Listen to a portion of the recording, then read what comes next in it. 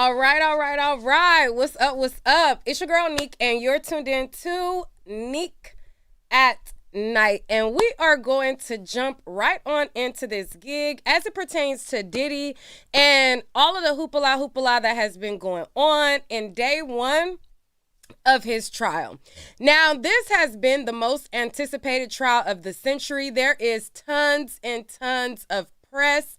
There are people who flew all over the world to get front row seats to this trial. And because this is a federal case, we, the people who are not in the courtroom, will not be able to hear any audio. We will not be able to see any video. And all we can do is rely on the spectators that make their way into the courtroom.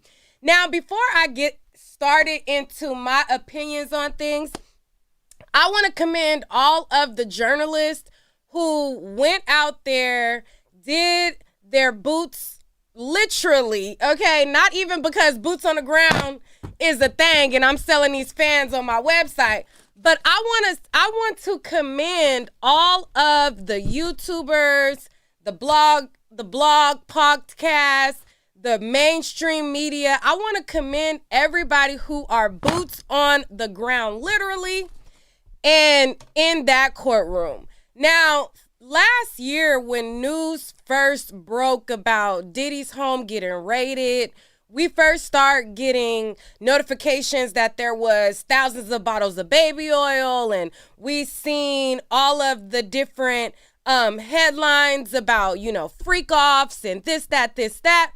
I got a phone call from Armand Wiggins, and Armand Wiggins was like, girl, are you going to the Diddy trial? Is you going? Like, let's go, whoop. And I'm like, Armand, it's going to be a freaking frenzy. I'm not going. So I told Armand day one I wasn't going, but shout out to Armand for getting himself out there and sticking it through and throwing them elbows and getting in the courtroom, because he is definitely doing a phenomenal job on coverage and play-by-play analogy of what's going on in the courtroom, et cetera, et cetera. So shout out to him and everybody else who is there. But me personally, I've been going to New York since I was 19, going on 20. I've gone to New York so many times, and I know around this time of the year what that type of weather gives. And I knew how competitive it would be as far as waking up, having to be at the courthouse 12 midnight, 2 a.m., 5 a.m. And for me, I'm just like, I don't have it in me. So I do commend everybody who is out there and really boots on the ground getting it. Now, as it pertains to my thoughts on some of the information that has come out, one of the running themes that I hear over and over again is how people feel as though Cassie was complicit, right? Everybody is like, oh, well, she must have liked it. Oh, she must have been with it. Oh, she must have been complicit with it. And it's almost like, and I also see people also say, well, he beat her, but she liked it too. And it's like, it started to make me think about the video that he had when he was on the red carpet, and how his impulse was like a switch, and he went from like kind of like mad, he had to catch himself. I'm gonna just bring this back, and then we're just gonna go through some of the information that has come out throughout this trial. I'm going to give my thoughts and opinions on a lot of different nuances and things like that. So let's pull up this video. Do you guys remember this video of Cassie and Diddy on the red carpet? They were at the Met Gala, and actually, let me make myself smaller. And then we're going to get into this complicity and all this stuff.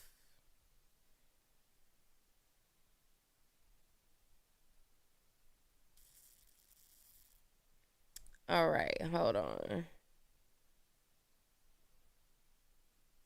All right, let's play just this really quickly. What a beautiful dress. Thank you. All right. 2 seconds in, they put biggest day, a big box, right?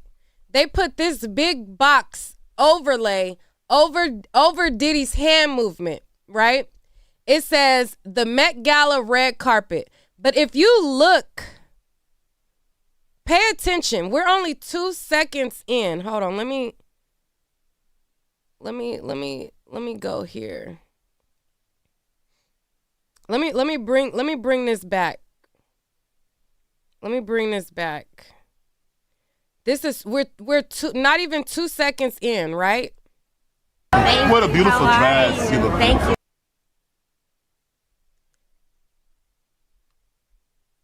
So if you look, within an instant, Diddy balls his fist. His fist goes towards the man, and he brings it back, and the Met Gala covers it up with this big square to try to cover up that watch. He balls his fist. His fist goes towards the man's face.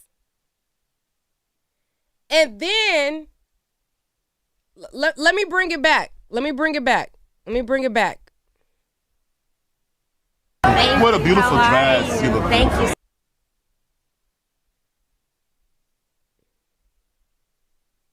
What a beautiful dress. Thank you so much. What a beautiful dress. Thank you so much. What a beautiful dress. Thank you so much. I wanted to ask you, can't wait. You see, then they take the box down. Then they take the box down from over it. As you see his fist ball and his fist go towards his face. What up, T. Findell? What's up? And why y'all didn't tell me I talk slow? T. Findell say I talk too slow. Y'all didn't tell me that. No, I'm just kidding. But anyways, do y'all see how his fist went towards her face? I mean, towards his face, and the Met Gala covered it up with that box. And then as soon as his fist went down, they take the box off. And then he goes and he puts his hand around Cassie. He clutches her and then brings her in close. I want y'all to think about these different nuances when you guys are saying that she liked it. All of these different things. You got to pay attention to all of the whole complexity of it. Let me bring that back one more again. What a beautiful dress. Thank you so much. I wanted to ask you, can't wait to see 3 a.m. Yes. The controversy. Yeah. How can we get a tape of this? Oh, I'm going to send it to you. I will email it to you. Email me the whole thing. Yes, I love it. I love that you're constantly crushing the glass ceiling or crushing the black ceiling. Yes. You're one of the first. Okay. Okay.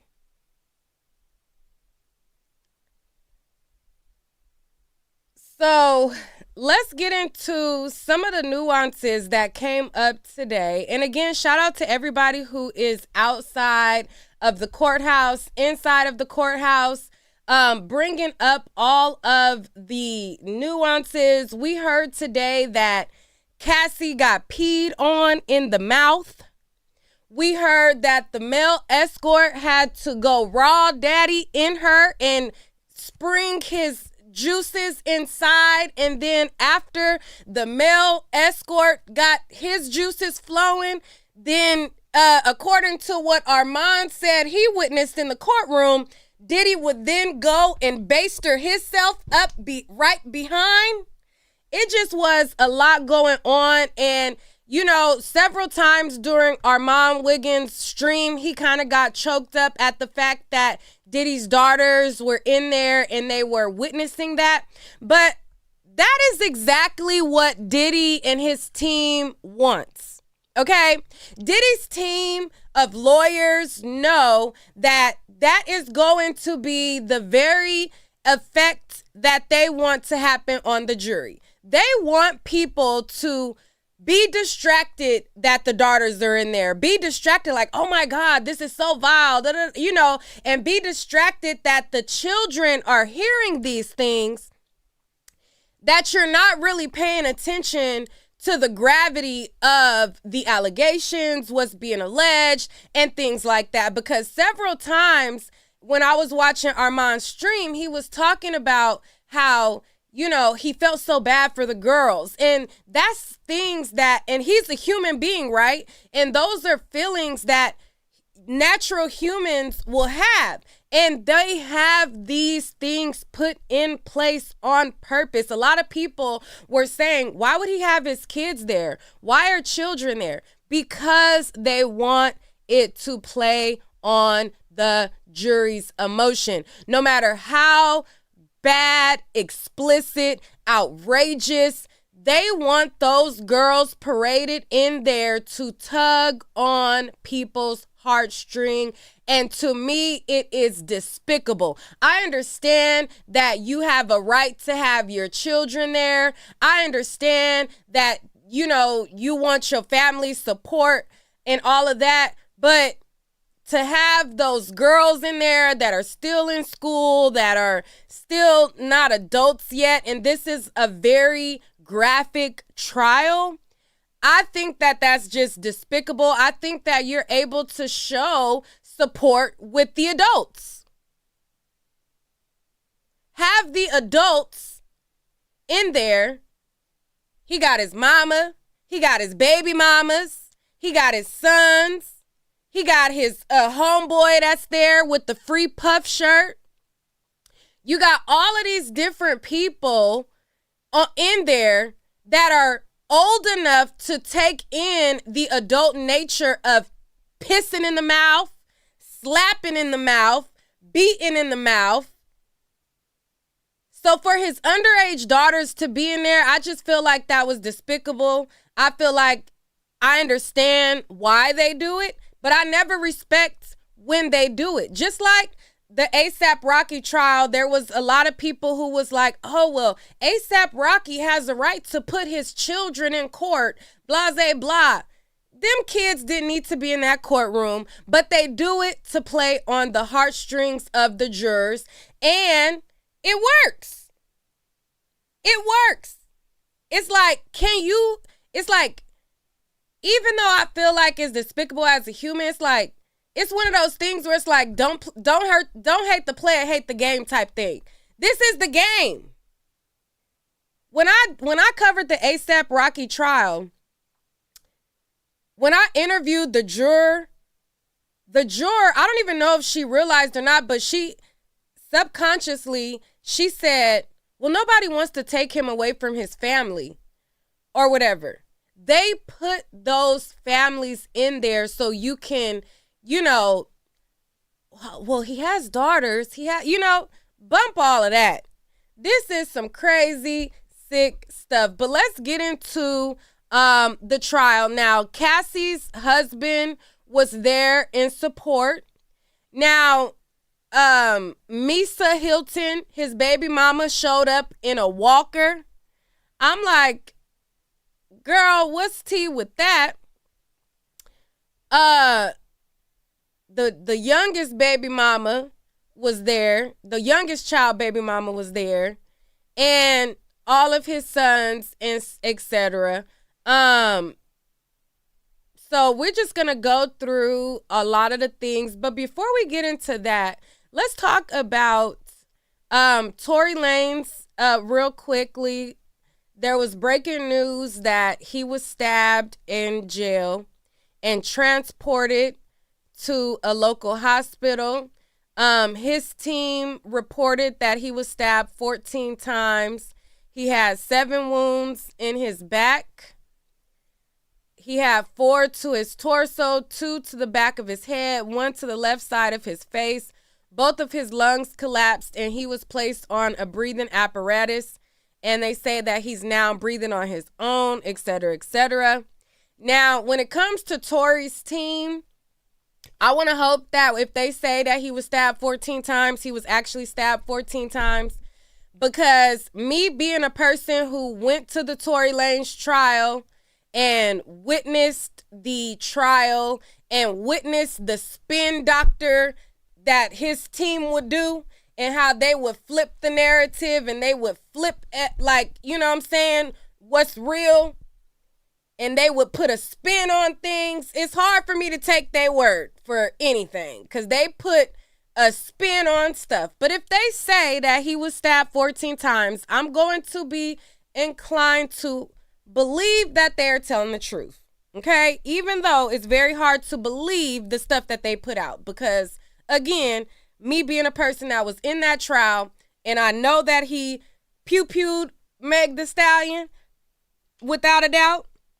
And the fact that people are still, I don't think that he shot her, it still baffles me to this day. But anyways, that's because his team does a very good spin job on things. So anyways, so hopefully he does a speedy recovery, you know, and gets through that. But that was breaking news today. My DMs got blown up with the Tory stuff. So yes, I did see it. Another thing that was breaking news was the Cowboy Carter. They say that Beyonce's Cowboy Carter tour breaks the record for biggest single venue engagement for a female artist in Billboard box score history. Now, I think that Beyonce is an amazing artist. And hold on, let me take a drink of this.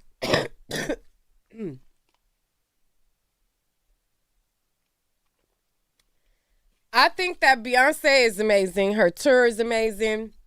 I haven't gone to see it personally, but, and this is no tea, no shade, and I hope the Beehive don't take this as shade. But is it me? Am I tripping? Or is there a record like this that gets announced every year? Or am I tripping? I feel like every single year there's a record-breaking press release article that gets released every time she does a tour. And I'm like, wasn't this the same record that got broke the last time? Or is it different? Or is it with new artists? And again, I'm not trying to be shady because I think that she's talented. But I feel like I hear this same accolade record that gets broke every year. And I could be tripping. But kudos to her for putting on a phenomenal show. I think that it's amazing that she's incorporating her girls. And I think that it's dope that you know, her I'm sure her girls is getting a coin. Okay?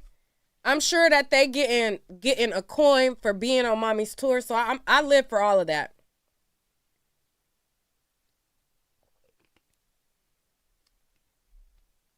I live for all of that. So kudos to her for breaking records. I just thought that was interesting. I was like, am I tripping or what? But anyways, let's get back to this Diddy stuff. This is a clip from Armand Wiggins of the girls leaving court.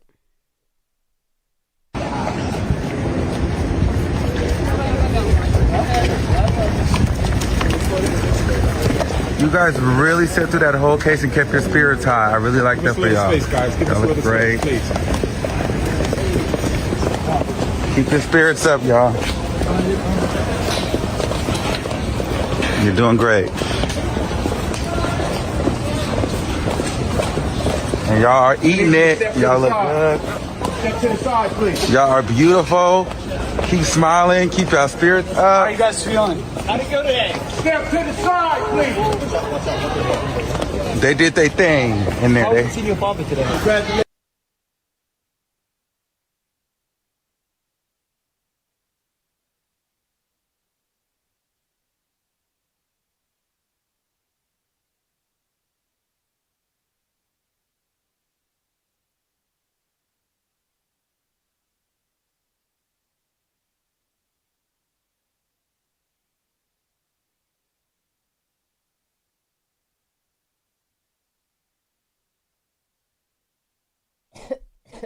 My bad, y'all. Okay, I see. I'm sorry. So what I was saying was, I think that was nice of Armand to get them to break character. He was able to, say something nice to them, get them to smile. I need to get me some tea. Woo-wee, I wish my daughter knew how to make tea. I'm sorry, y'all. I was saying that it was good of him to get them to break character. Because the people involved, the lawyers, the publicists, the PR people, they give them a script. And they tell them, walk straight. Don't engage with media. Don't answer any questions. Don't give any statements. So that was good of him to get them to break character. Let me go get me some water, y'all. I'm gonna play this and be back. Congratulations at NYU, Chet. Give us a little space. Give us a little space. Give us a little space. Step to the side. Excuse me.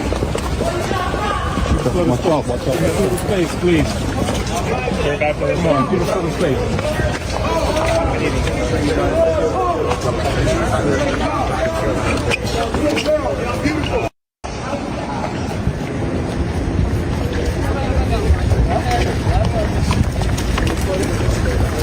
You guys really sat through that whole case and kept your spirits high. I really like that for y'all. Y'all look great. Keep your spirits up, y'all. You're doing great. And y'all are eating it. Y'all look good. Step to the side, please. Y'all are beautiful. Keep smiling. Keep your spirits How up. you guys feeling? How'd it go today? Step to the side, please. They did their thing in there. How was your father today? Congratulations at NYU, Chet. Give us a little space. Give us a little space. Give us a little space. Step to the side, please.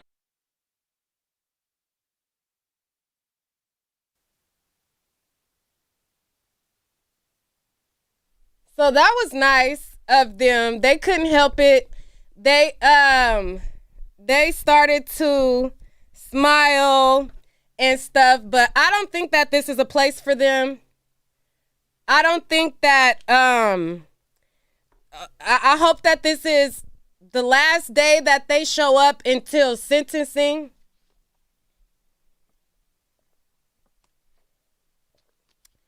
I think that because me as a juror,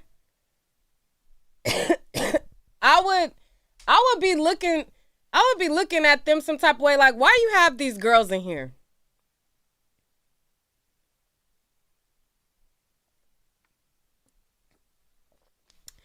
So let them do their appearance for today, and then let them show up when they about to do closing arguments, just so that, as the jury is going into deliberation, You know, they'll go in there, you know, do their strategy of playing on their heartstrings and stuff like that. But I think that's it that they need to be shown. The more that they get shown, it's gonna piss me off, and hopefully it will piss off the jury because they don't need to be there. This is Cassie's husband. How you feeling, baby? How are you Pretty good? feeling? How you feeling? You feeling good? Alex, it's me. Alex, it's me. Alex, it's me. Alex, it's me.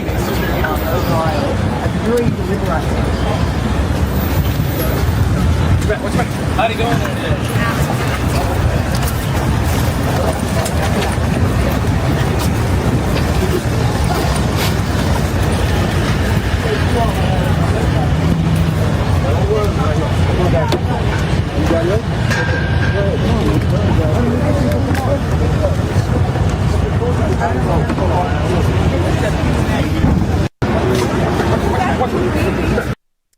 Now, when I first heard this, I thought the guy was saying, Alex, speak, Alex, speak, Alex, speak. And I'm like, okay, they just trying to get him to like make a statement. Then when I was looking in the comments, people were saying that the guy was saying, Alex, it's me. Alex, it's me. And I'm like, oh. Let's hear it one more time. Did the guy say, Alex, speak? Or did he say, Alex, it's me? How you feeling, baby? How are you Pretty good? feeling? How you feeling? You feeling good?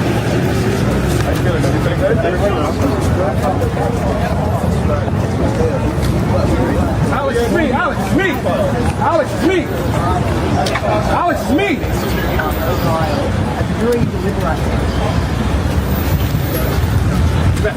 How'd he go in there?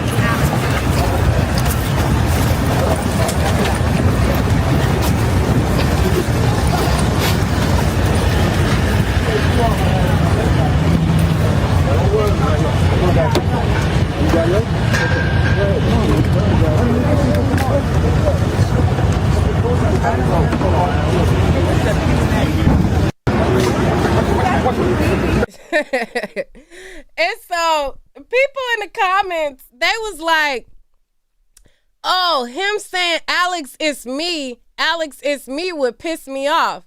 But I'm like, if he's saying Alex is me, that would only make me think that that's the paparazzi that Alex hired, and he trying to make sure that, hey, Alex is me. Like, let me get the shot I came to get paid, like y'all paid me to get. Like, that's the only thing that would make sense for him to say Alex is me to me. Because in the comments, people were like, oh my God, that would get on my nerves saying Alex is me, Alex is me. But I'm like, who else would say it other than somebody that, you know, I don't know.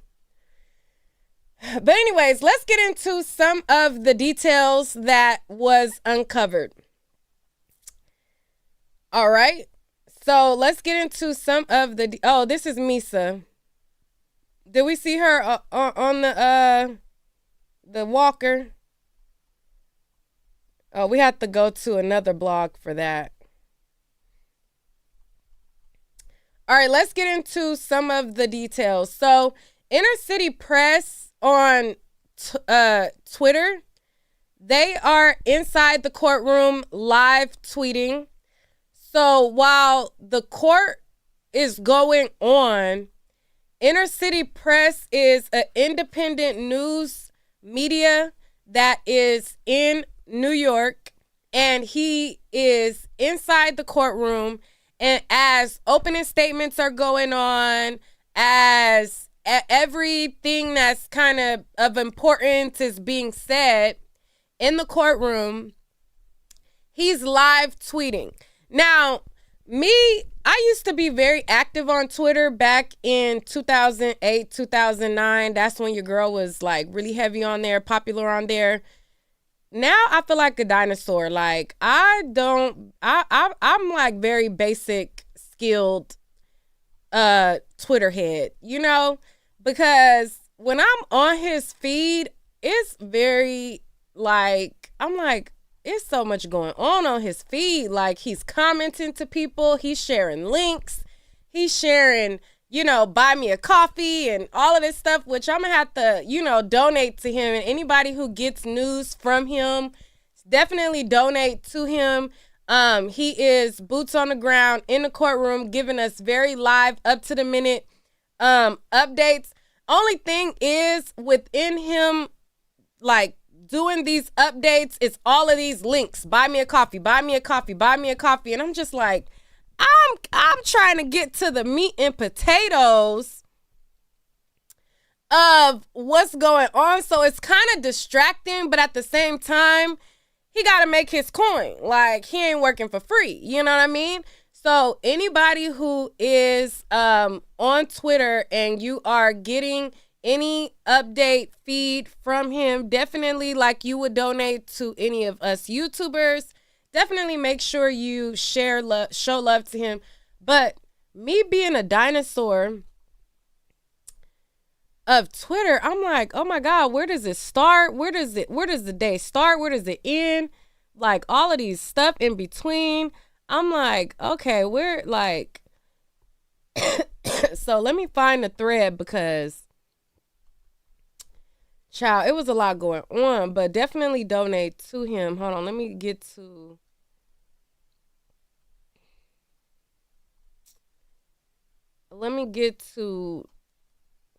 how we do this. I'm trying to get it to go in order from the very first one. All right, so I think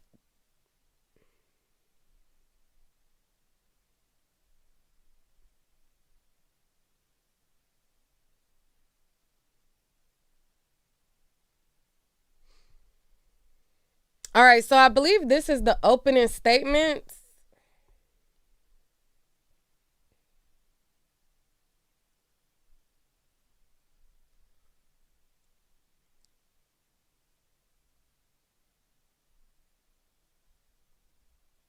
Okay, let me make this bigger right here.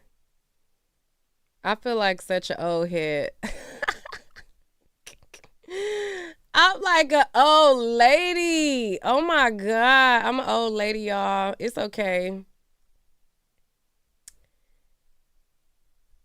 I'm very much giving back in my day. Back in my day, they used to hold on. How do I take my website? Hold on. Let me make this out the way. And over here. Okay. Okay, so this is the top of the day, right? All right, so it started out with you know, them dismissing the jurors, striking the jurors. Okay, boom, boom, boom. We get a juror seated. Then they had made a note that 7 jurors was stricken that were black. And let's see. A lot of people made a big, you know, thing about Aaliyah. So y'all said I'm officially auntie status. Man, for real, because I'm like, listen, I used to be a pro at Twitter. Now I'm like, I don't know what's going on. Like, I can't keep up. I cannot keep up. It's giving auntie. Because back in my day, things was simple. Okay? But anyways, all right, let's get into it. So they started out by saying that, you know, oh, 7 jurors were stricken. They were all black, blah, blah, blah. But according to Armand, when he gave his rundown, he said that it was still several black jurors on the jury pool. And a lot of times people feel like, oh my God, it's a disservice not to have black people, blah, blah, blah. But what I noticed is that a lot of times, it's not necessary to have black jurors. That's what I noticed on the A$AP Rocky trial. Because when I covered the A$AP Rocky trial, his defense was that he had a prop gun and he had a real gun at home. But when he went to Hollywood and when he went to confront his op, he was using a prop gun. Now, all the black people that I know, they felt like that was a whole crock of bull. I felt like that was a crock of bull.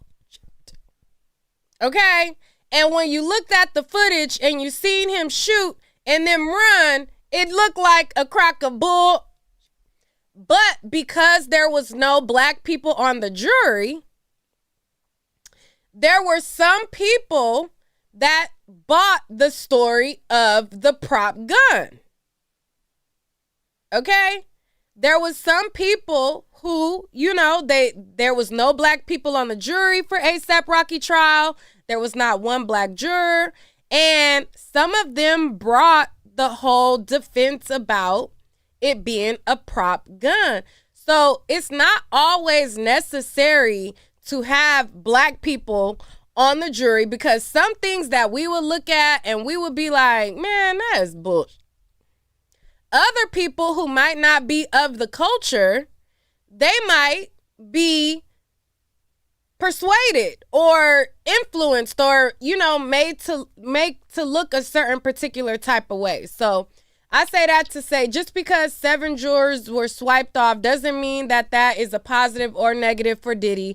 According to Armand, there was still several black jurors still on there. He said that one of the jurors looked like a ghetto person.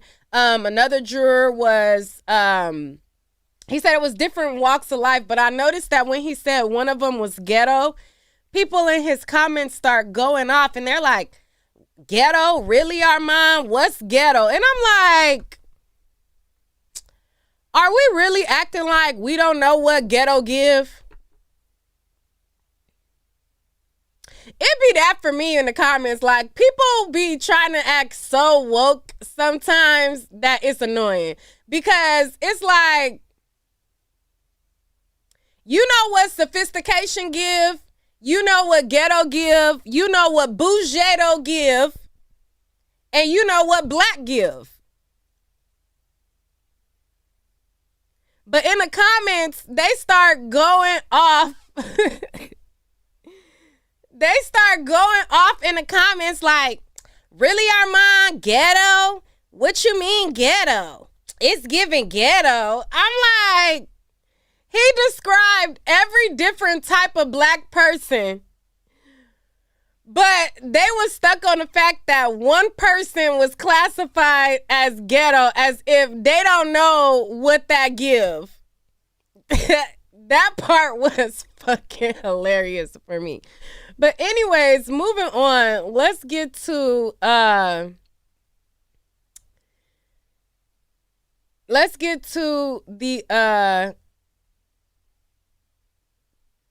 stuff that came out.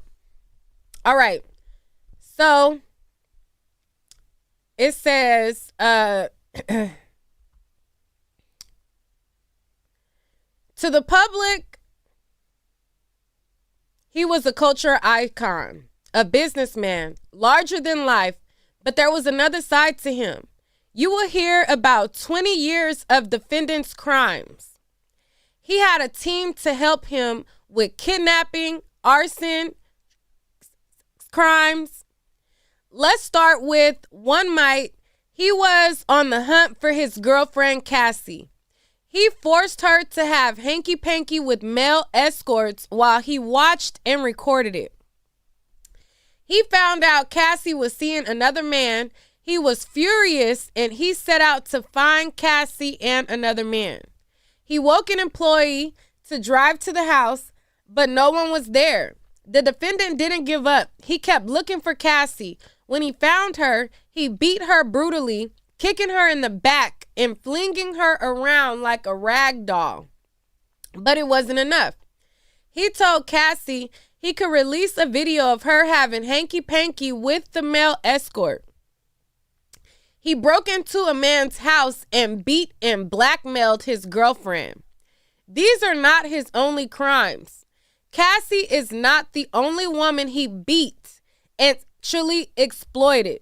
They have a documentation of 20 years of crime. It says he had a business, Bad Boy Records, that made him right. He relied on his bodyguards, chief of staffs who ran all aspects of his life. The group promoted his power. His bodyguards kidnapped an employee and set a car on fire, dangled a person.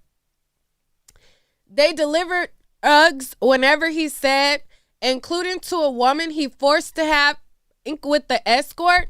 He transported them across state lines and even out the country. Let me be very clear. This case is not about celebrities' private. Okay, so this ain't about him just being freaky.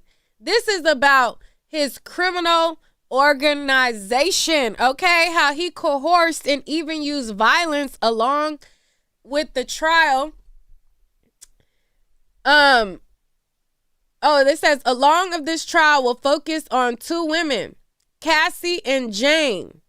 We will show that the defendant used lie, drugs, threats, and violence to force them to have sex with him in front of male escorts.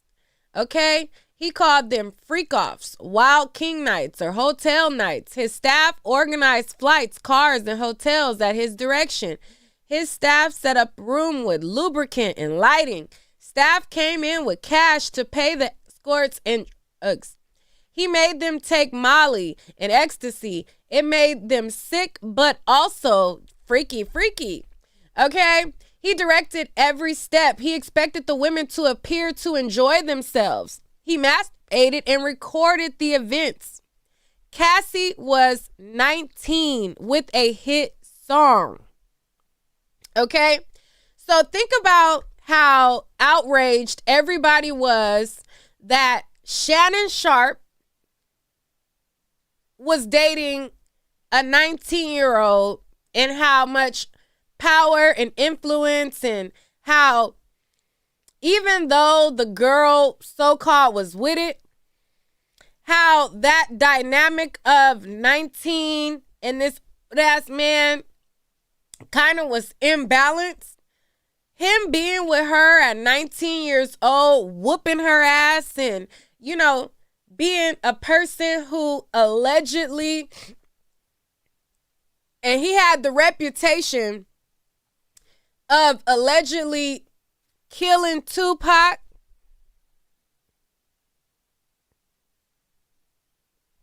He had the reputation of the situation with Shine. Now, according to witnesses that was at the club the night that Shine went to jail, they alleged that Puff Daddy, now this is an allegation, this is alleged, now Shine went to jail for it, but the allegation was that Shine wasn't the one that busted the gun.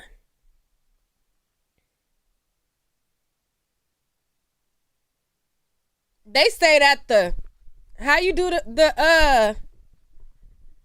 say that Mr. Was the one that bust the gun.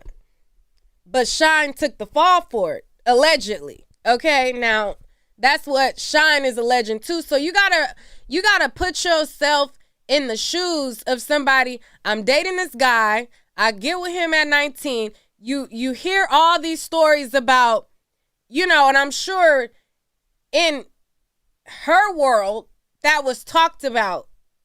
You know what I mean? The chatter of Tupac is up out of here. Shine's situation. He's supposed to have been behind it. Then he's whooping your ass. Then you could see how he was able to get shit done or get stuff handled. This ain't Lil Pookie from around the way that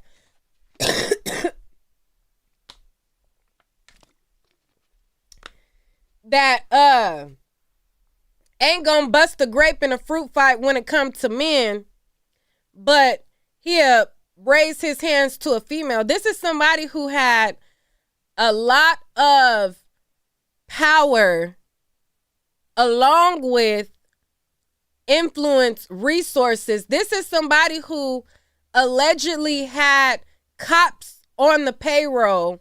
This is somebody who the first person to testify in his trial was a security guard of the hotel who he supposedly bribed with $100,000 worth of cash to shut the fuck up and make the situation go away. This ain't somebody who simply was whooping her ass. So a lot of times people keep saying, oh, well, she did it. She must have liked it. You guys have to also keep in mind all of those different variables.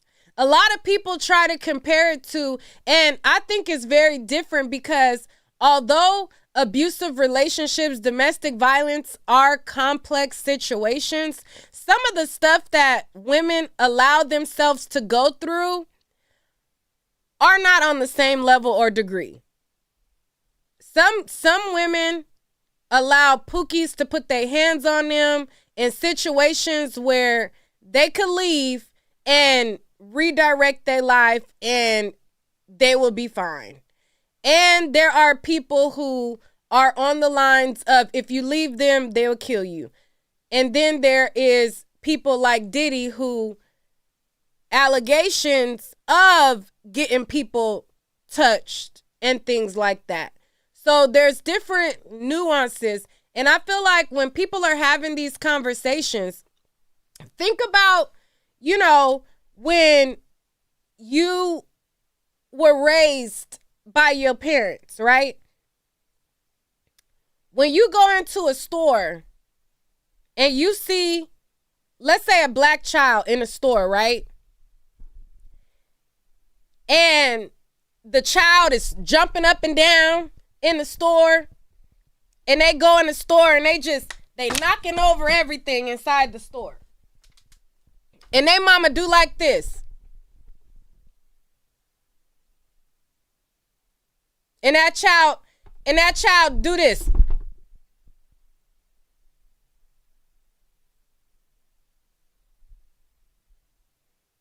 Why did that child have that behavior? Is it because the mom looked at them and they just suddenly decided that they just wanted to be good because? Or did that mama give them that look because they know they go get their ass whooped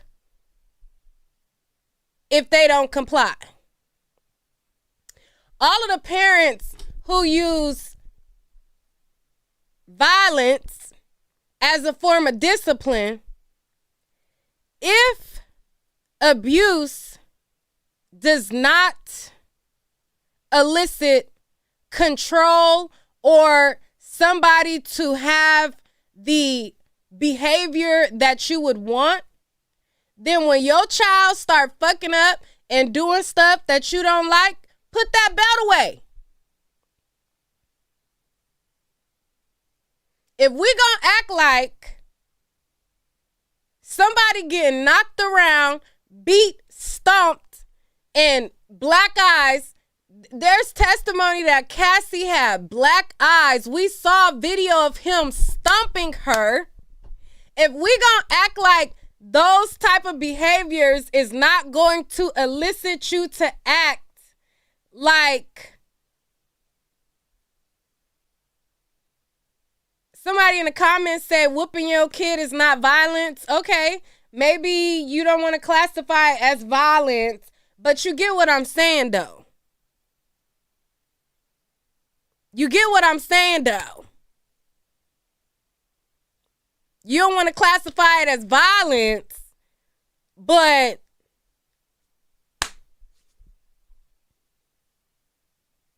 you get what I'm saying though. If hitting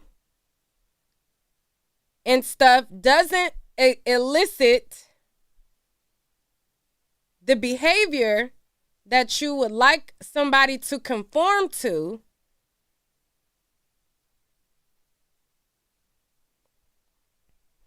anyways, let's carry on.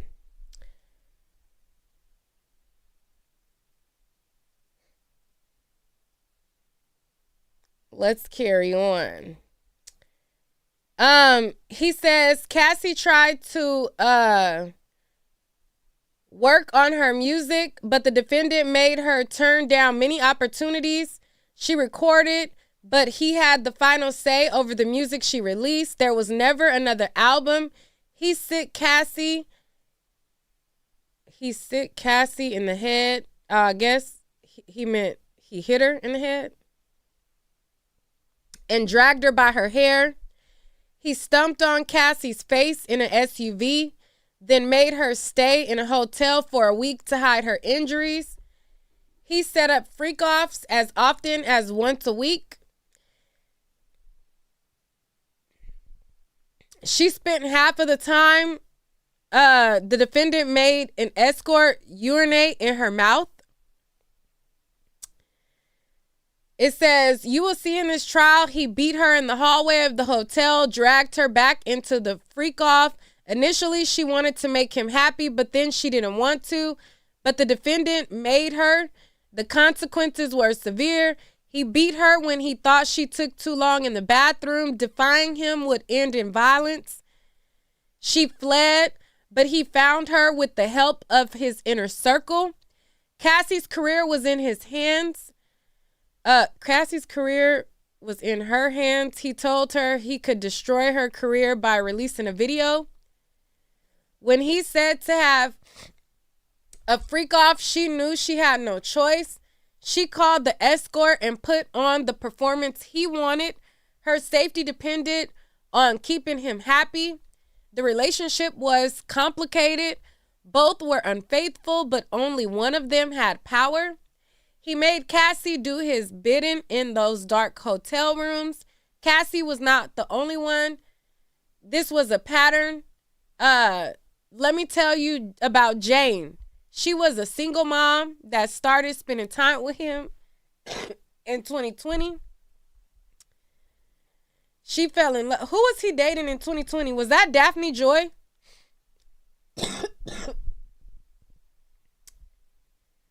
Hold on. Let me see who was he dating in 2020. 1 second. Who was Diddy dating in 2020?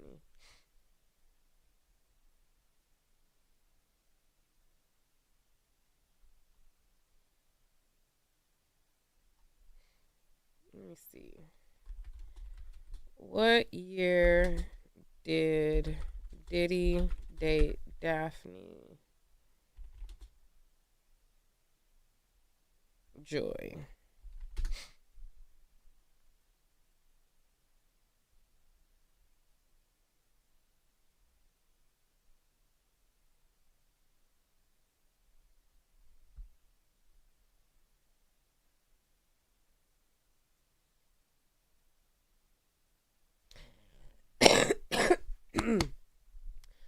On this Who Dated Who website, Oops. It says that he dated Daphne Joy from 2020 to 2022.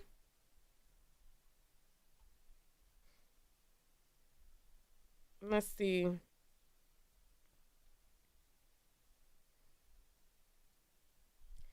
It says it's unclear if it was ever confirmed with Diddy, but they've been spotted together in the public several times. In September 2022, while Diddy was in a public relationship with City Girls rapper Young Miami, she shared a video of her. Okay, so they was dating before that video at the iHeart thing.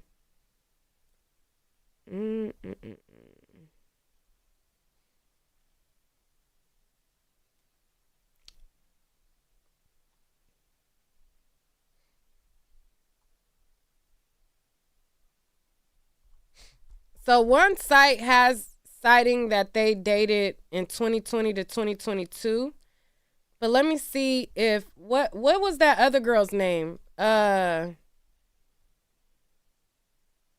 was that other Asian girl that Tasha K did an interview with?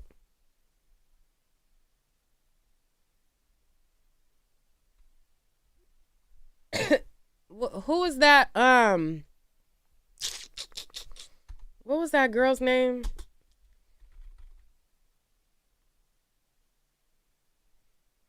Diddy, let me see. Tasha K interview. Diddy X.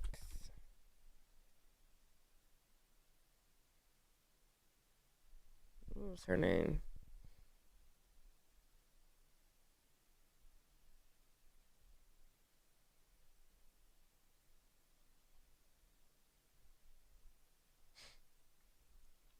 The olive leaf extract.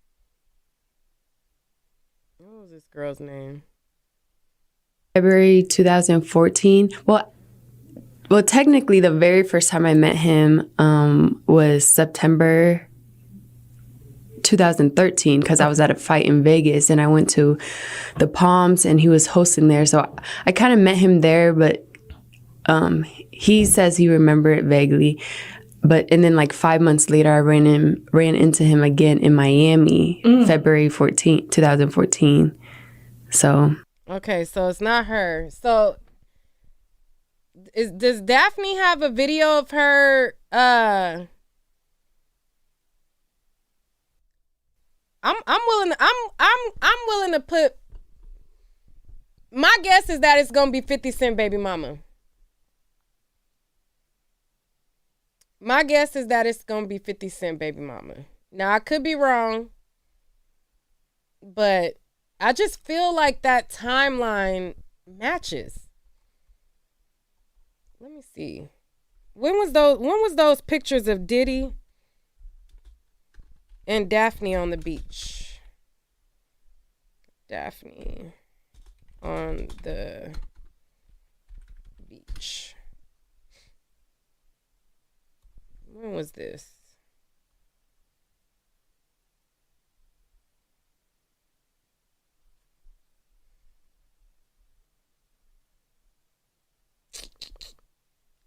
When was these first? Okay, I have to do my research later.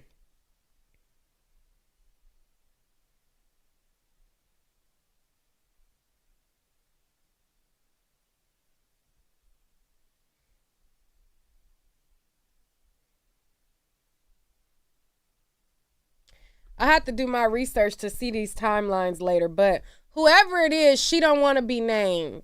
Now, just because she was going to sue 50 Cent or claim defamation does not mean that the feds could not have showed her information and got her to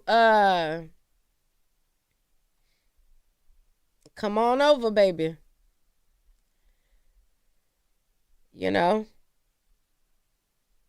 I know in 2022, this is when they all showed up to show him love that one year. when she wished him a happy birthday and all that.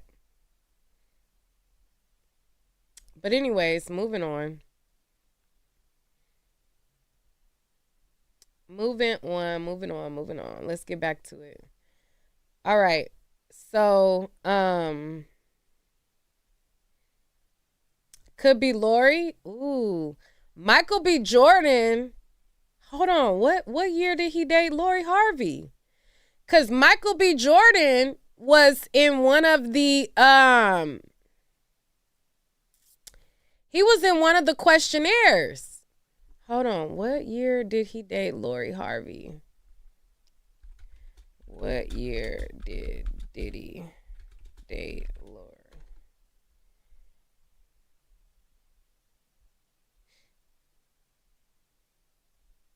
It says Lori Harvey was romantically linked to Diddy in the summer of 2019, with the rumors stemming from sightings of them walking together in New York City wearing matching outfits. While they were photographed together, Lori Harvey later seemed to deny the relationship rumors, saying she hadn't even met some of the people she was reported to be dating.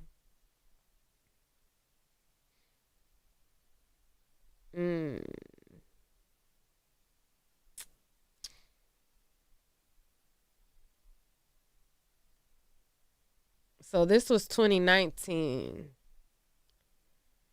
The matching outfits was 2019.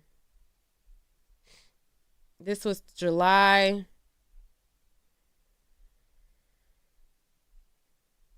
So these photos was from July 2019.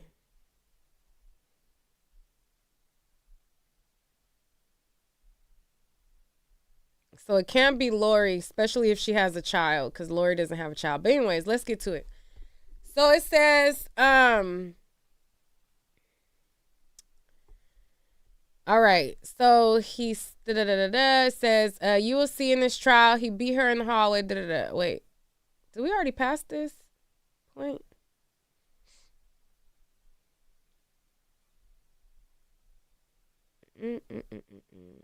Okay, so it says,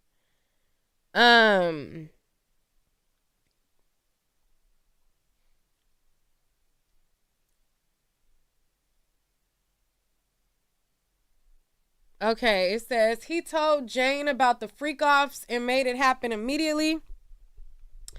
He took her to a hotel where an escort was on the way. He directed her step by step. Jane thought that it was a one-time wild night. She was wrong. He continued offering a real relationship. Jane wanted the escort to wear condoms, but the defendant did not let them. Jane tried to make it through these nights without drugs. The first time she broke down and took ecstasy to finish. Another time she vomited, but he said, go do it again. Jane found two men and invited them to join the freak-offs so she could choose the man that she'd be intimate with. The defendant discouraged her from working. He had the power to coerce her back into the hotel rooms. He threatened her with the videos. Not even a year ago, he went to her house. She was angry. She hit him. He became enraged. She tried to hide. She locked herself in the bedroom. He kicked it open. And then the bathroom, the closet, the guest bedroom. He kicked her to the ground. He did not let Jane be. He said, you're not going to F up my night. He said, call up an escort and perform. Jane followed his instructions. His violence got him what he wanted. Cassie will tell you about the time the defendant forces himself on her. MIA and employees will tell you how the defendant forces himself on her, hand up her dress, penetrating her. Amidst all of this violence, he and his inner circle worked to cover up his crimes. The video at the LA hotel, you will hear just how far this went. The defendant offered a hotel security guard a wad of cash, a brown paper bag with $100,000 in $100 bills. The inner circle kept Cassie in hiding for days. For all of this, he is charged with multiple federal crimes, racketeering, conspiracy. Cassie and Jane will tell you the most painful experience of their lives. You will hear from some of the defendant's employees, including his personal assistant, Mia, who he actually assaulted. She is grappling with it. You will hear from the employee he forced into an SUV with a gun, and from a chef. They worked punishing hours at times without sleep. They brought drugs for him. They were expected to keep quiet. Some of these witnesses have already received settlements. Okay. Now, one of his chefs, I read one of the lawsuits on a prior video of one of his chefs. And you said the name is Mia? Okay, it's Mia. I'm so used to the artist MIA. If I said MIA, Mia, MIA, whatever. But anyways, one of his chefs sued him way before Cassie ever did a lawsuit. Way before Cassie sued him and everything. I reported to you guys how she talked about how they would have to fix food for the freak-offs and how it was an unsafe environment and how they would have to walk in to the freak-offs and basically serve food. This lawsuit that I had read on my channel was way before the Cassie stuff. Hold on.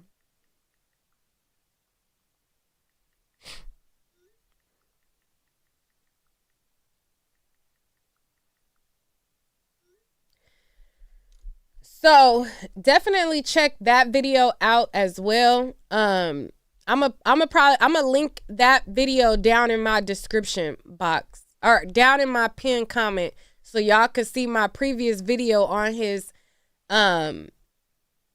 chef that she did her lawsuit in, I think it was 2017, way before it became a thing to sue Diddy. She explained the uncomfortable nature of the house and she received money.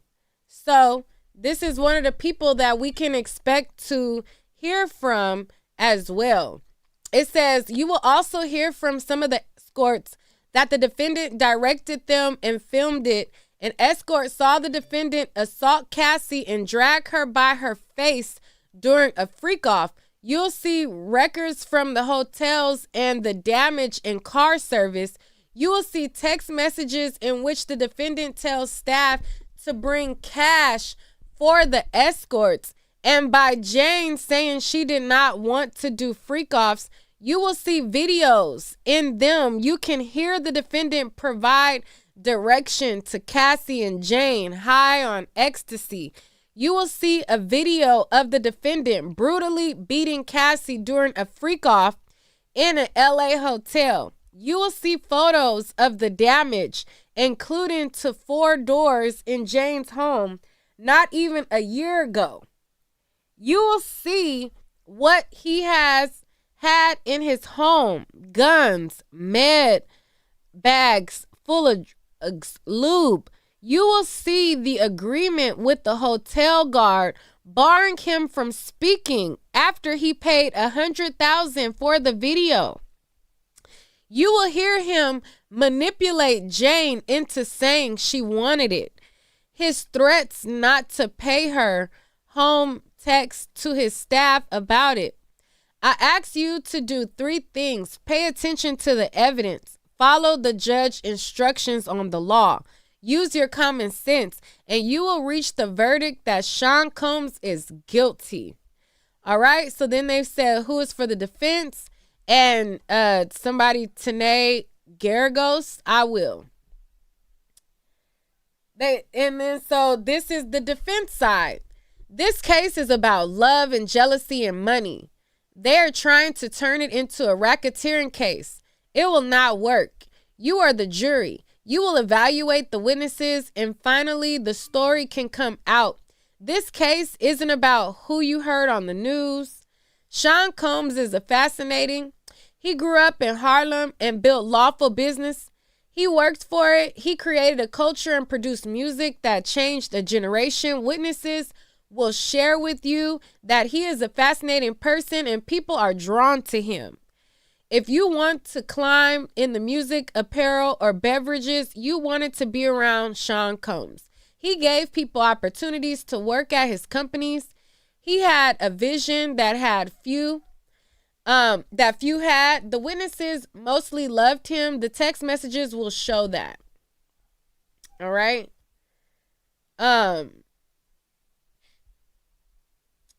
What y'all talking about? Are y'all still here with me? Put a 1 in the chat if y'all still here. Let me see what is given in the chat. Let me see what is given in the chat. Did y'all hit the like button or is y'all playing games? Let me know what is given. It's giving y'all playing games. Let me see. Oh, y'all not hitting the like button. Y'all playing.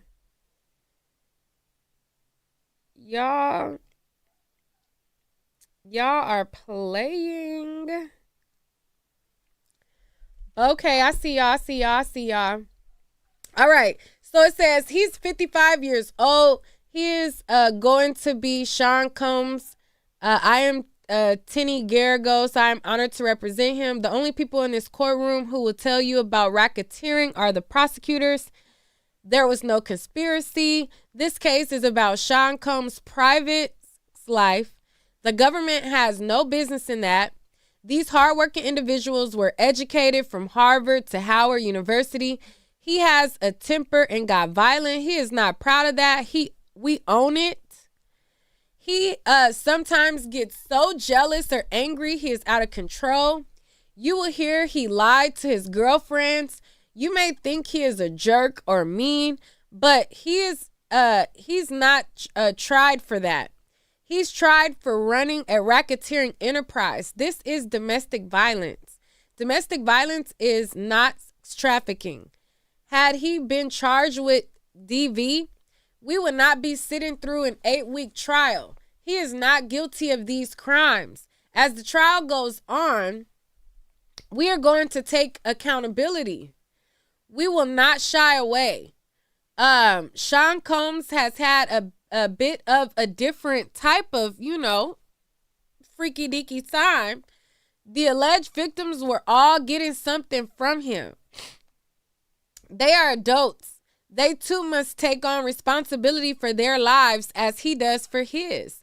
A free choice has pros and cons. You will evaluate these women. They made free choices every day for years. Ask yourself, what are all the ways this individual had the ability to make these choices? Ask, what is this person getting? Something they want? It may differ. Jealousy drove choices of the victims. Combs never married, but he is a many woman man. He is always in multiple relationships. He was not always honest. It drove primal jealousy. Sean Combs is extremely jealous. You might think it's hypocritical. They remained in multi-year relationships with him. These women were in love with him. Infidelity and jealousy drove the violence. Alcohol and drugs drove things, but he is not a racketeer. This case is about his relationship with Cassie and Jane. You will hear about swinger parties. They will testify about things that should never be heard in a federal courtroom that he liked to watch. You may not like that, but you are not here to judge him for his freaky deaky nature. Okay, they like, listen, he might want to see his female get donkey, but that ain't none of your business. Okay, that ain't nothing for you to worry about. And it was more that came out, but again, like I said, I'm a dinosaur, so I gotta find somebody else who is live tweeting. Who else? What else? Because I earlier today, it was somebody who came across my feed that was live tweeting, and then I forgot to take down what their Twitter was because it was more stuff that came out. But child, I don't have the patience to find I don't have the patience to find his tweets like that because, child, like I said, he got it buried between links of pay this, pay that, and I ain't mad at him because get your paper, honey. But I'm just a dinosaur, so it's hard for Big Mama to get to the T like that. But let me go through some of the blogs that took snippets, cause you know, some of the blogs caught some snippets. All right, so it says the male dancer say he was happy to do freak offs with Diddy and Cassie until he saw Diddy hit her. Says Diddy wanted them super oily and asked him to pee on Cassie. Okay, so this is something that Armand talked about very visually on his stream. So definitely make sure to go watch Armand's stream because he talked about this whole situation with the male and the pee. So according to Armand, who in the courtroom, he said that when the guy testified, he said that they wanted him to pee on Cassie, and so he getting into the whole kink of the whole thing, and he just full on sprayer. And so I guess for Cassie and Diddy, that was wait, like that ain't how you do it or whatever. So Armand say that they basically told him, or the guy basically testified that he wasn't supposed to just release his whole load off of piss, that I guess he was supposed to sprinkle it on her. Like, you know, pee a little bit and hold it. Pee a little bit, hold it. Like, tinkle a little bit and hold it. And I guess that's the kink of it. I really don't know. I'm not into pee. It's like, it's certain things that my freak meter is just not there. You're not pissing on me. It's just not happening. You're not pissing on me. You're not doing, like pulling your dick out and just pissing.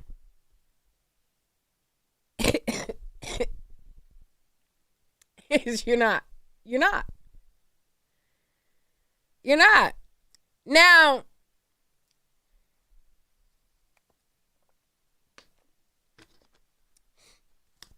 to guys that I've been intimate with,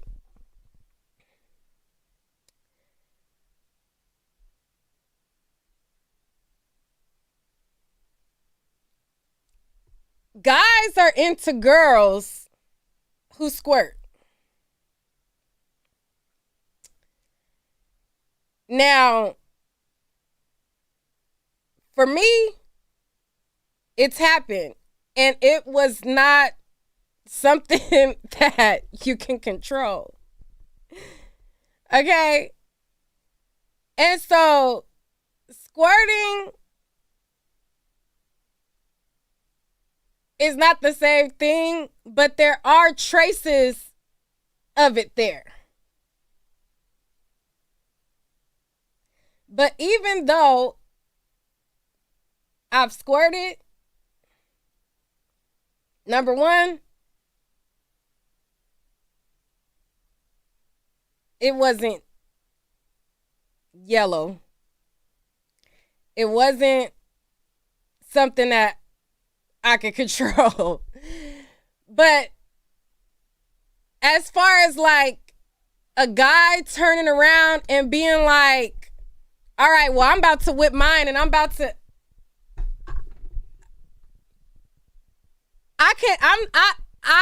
about that life. I'm not about that life. Like, there has never been a time, and I don't want to kink shame nobody, but there has never been a time where a guy pulled out his penis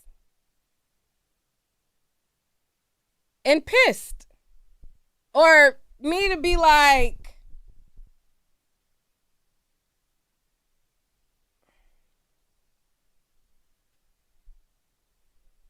no. No.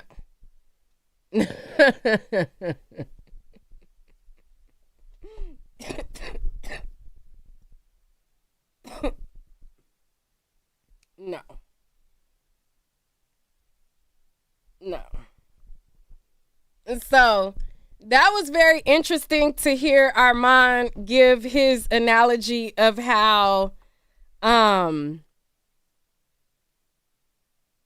guy just full on just loaded her with a shower and them wanting him to like tinkle it along, you know? They wanted him to like tease her with it. And I'm just like,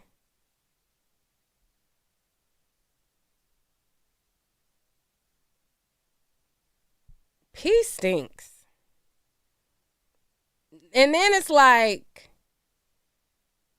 are they making these people have a certain type of diet? Are they like, when you have, and the people that's into it, don't be shamed.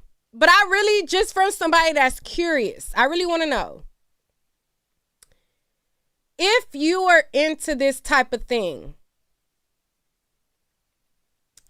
do you make the person, like before y'all engage in this type of thing, do you make the person drink a lot of water? Do you, like, make them have a certain type of diet? Like, because if you're not drinking water like you're supposed to, like a gallon or, you know what I mean, and you're just pissing, that stinks. Like, that stinks. Okay? And it's just like,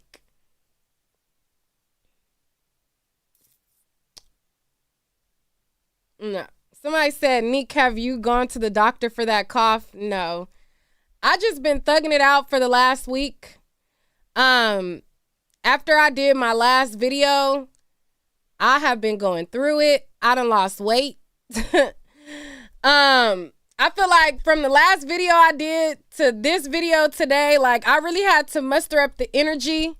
But I could not miss out on talking about Diddy first day.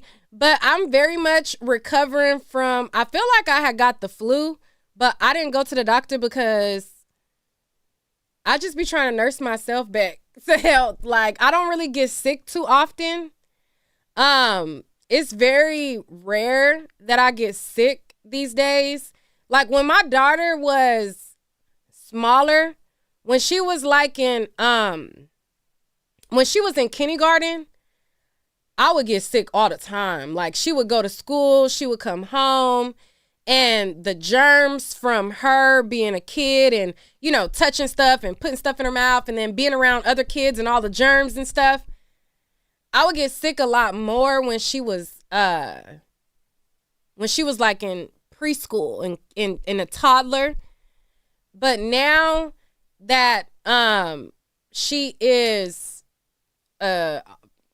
much older now, I rarely get sick, like rarely get sick. So no, I haven't been to the doctor, but your girl, I feel like I know I lost some weight since the last time. It just was a week.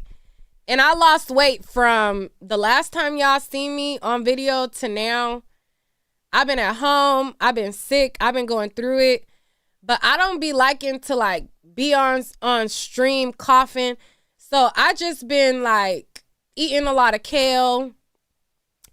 I've been drinking a lot of tea, honey, lemon. I drink the throat coat tea. I drink all type of teas, like tea, kale.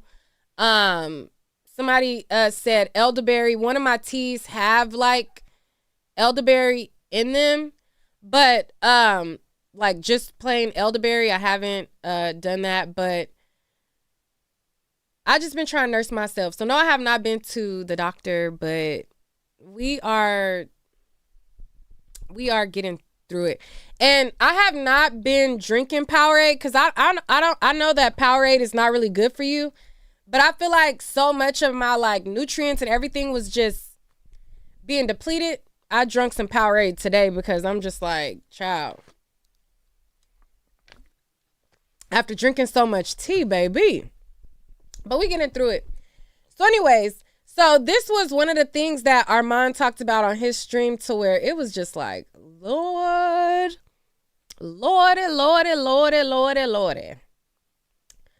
Crazy work. So yeah, so let's see.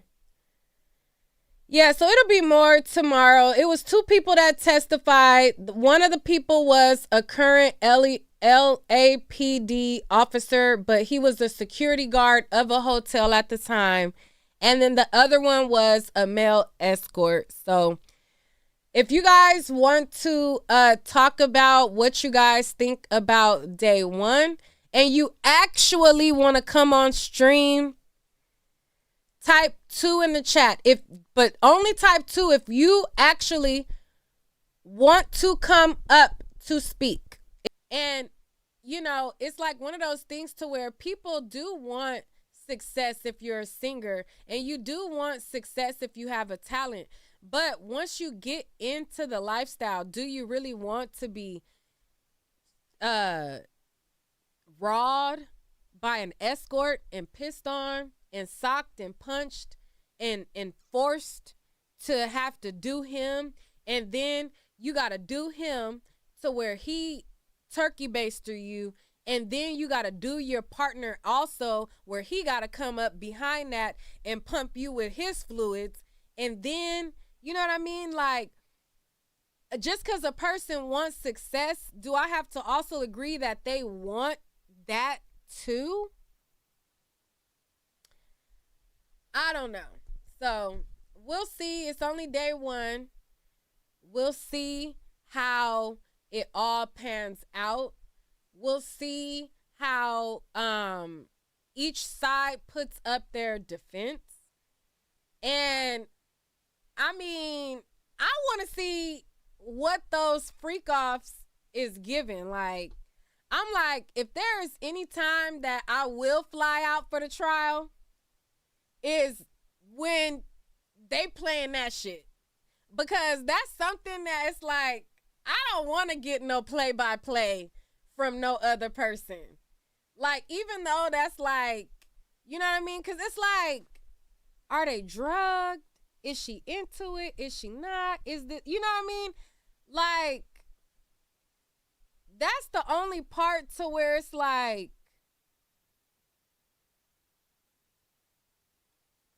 you know, because even if on the tape she looked like she's into it, I'm sure if in her, you know, defense is that she wasn't into it and she's pregnant right now, you know, it's going to be tears. She's going to be crying. I anticipate. I don't know for a fact, but I know, number 1, when you're pregnant, you prone to cry just because you're pregnant. So her being pregnant and on the stand and having to face Diddy and I anticipate it to be a lot of waterworks. And Cassie is, and I believe her. Okay? I believe her, but I know the effect of what they classify as white woman tears. I know what that effect due to. So it's going to be interesting to see how this plays out. Oh, and another thing that I wanted to talk about, well, I'll probably make its own video for it either. No, I've never came across Cassie in person. I've never come across Cassie in person. No, I have not. Never seen her in person. No. Yeah, no. Never seen Cassie in person. But yeah, so I don't know. They saying she's not the main point of the trial, but she's victim number one. So even whatever part, I mean, the trial is 8 weeks. So whichever part she is, which her husband was in court today, I anticipate her part to come up very quickly. So, you know, I'm probably gonna miss the freak off tapes, but I'm like, shit, I get a red eye flight tomorrow. If they say they gonna be filming the tapes, I'll be showing the tape. Can you imagine? That stuff is gonna be crazy. But on that note, I'll talk to y'all later. I'll talk to y'all later. I will see y'all in the next video. I'll try to get up a little bit earlier to get the play-by-play of what's going on. I really don't like to cover stuff that the whole world is covering. But because it was opening statements, a lot of people was wondering like my thoughts about the trial and how I felt about stuff and woo. So I decided to make the video.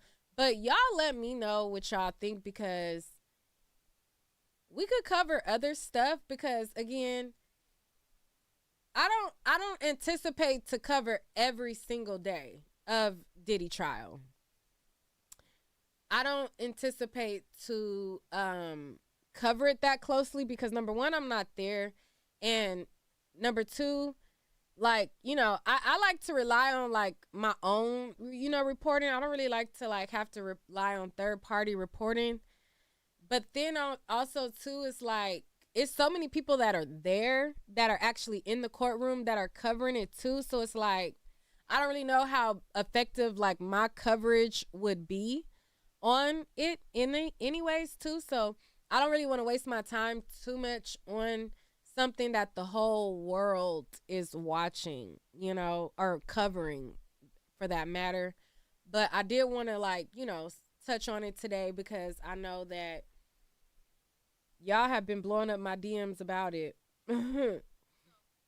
So I definitely wanted to touch on at least day one.